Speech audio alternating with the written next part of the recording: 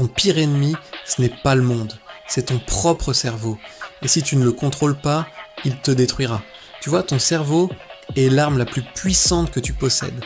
Mais quand ton téléphone est éteint, que personne ne te répond, que tu traverses la douleur, la solitude, la dépression ou même la mort, Google ne peut rien pour toi. Tu es seul avec tes pensées. Et ton esprit, il parle sans arrêt, sans aucune pause. Alors, soit tu contrôles ton cerveau, soit c'est lui qui te contrôle. Pour moi, il n'y avait qu'une seule solution.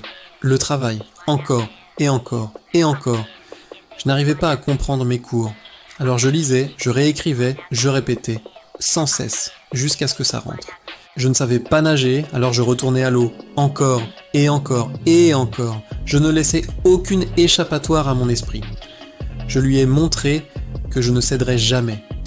Et mon cerveau a fini par comprendre. Ok, il ne va pas abandonner, alors on va devoir s'adapter. Beaucoup de gens disent « j'essaie vraiment fort », mais leur cerveau, il sait quand ils mentent. Il sait quand ce n'est pas réel, quand ils ne donnent pas tout ce qu'ils ont. Moi j'ai créé une nouvelle norme pour moi-même. La souffrance est devenue ma routine. Les blessures, la fatigue, la douleur, c'était mon quotidien. Et c'est comme ça que mon esprit s'est endurci. Quand tu acceptes que l'inconfort soit ta nouvelle maison, tu deviens infiniment plus fort que ce que tu peux imaginer. Le truc le plus effrayant dans ma vie, ce n'était pas l'échec. C'était l'idée de rester la même personne pour toujours. Je pensais vraiment que je donnais mon maximum, mais la vérité, c'est que je n'étais même pas à 50% de mon potentiel. On ne découvre jamais ce dont on est capable tant que on ne se pousse pas vraiment dans ses retranchements. Pas juste essayer, s'engager.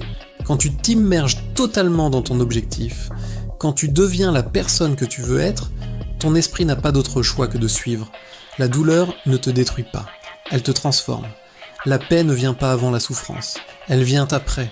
Tu ne te trouves pas toi-même sans traverser l'échec, la discipline, la responsabilité et la douleur. Et chaque jour où tu restes responsable envers toi-même, tu deviens plus fort.